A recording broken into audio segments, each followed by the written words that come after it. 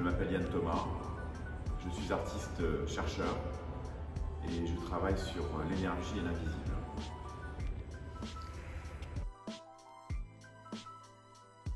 Alors, mon art s'incarne dans différents endroits.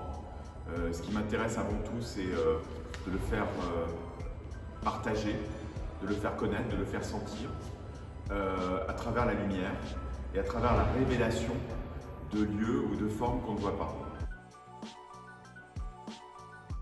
Mon parcours est pluriel, j'ai beaucoup voyagé, j'ai traversé beaucoup de médiums. J'ai toujours été intéressé par tout ce qui était caché, perdu, oublié. Et pour moi, révéler l'essence de lieux perdus, d'éléments qui finalement peuvent éclairer la réalité d'aujourd'hui, ça a toujours été mon souci.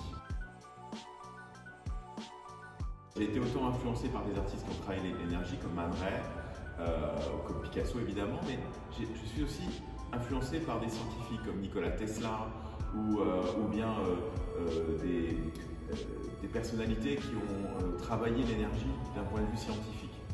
Voilà, sinon, mes influences sont des rencontres.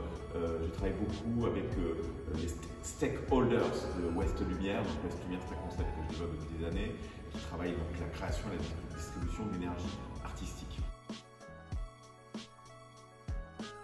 Les techniques que j'utilise sont liées plutôt à la lumière ou bien liées à un contexte. Comme je réalise des œuvres contextuelles, les techniques que je réalise doivent toujours s'inscrire dans le lieu pour nous en parler d'une manière singulière. Donc, j'invente à chaque fois des formes et des médiums et des techniques. La recherche est inscrite dans la dynamique de ma pratique artistique. Donc non seulement elle influence et elle nourrit les œuvres que je réalise, mais en plus elle me permet de rester je dirais, aux aguets, comme disait Deleuze. C'est-à-dire donc être en permanence en phase avec ce qui peut se passer, un peu comme dans l'esprit de la serendipity, c'est-à-dire qu'on est vraiment, on saisit, on puise et on rentre dans un rythme qui fait sens. Alors créativité plus technologie, je dirais plutôt création plus technologie, parce que la créativité c'est plus le cahier des charges, alors que la création, je dirais, c'est plus l'incertain. Et ce qui m'intéresse dans cette idée d'incertain, c'est que finalement, au contact de la technologie, on arrive à une vraie innovation, c'est-à-dire qu'il y a quelque chose qui n'existait pas avant ou qui n'a aucune référence éventuellement avant qu'on ne mette en relation création et technologie.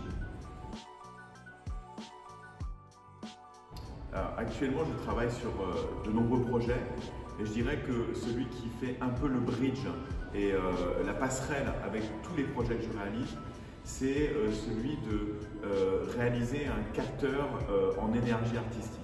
Étant donné que je produis et je distribue de l'énergie artistique, le fait de créer un capteur qui va mesurer le taux en EA, en énergie artistique, avec une formule réalisée avec des mathématiciens qui me permet donc de mesurer cette énergie artistique, eh bien, m'amène donc à envisager les œuvres différemment selon l'intensité des lieux dans lesquels j'inscris les œuvres.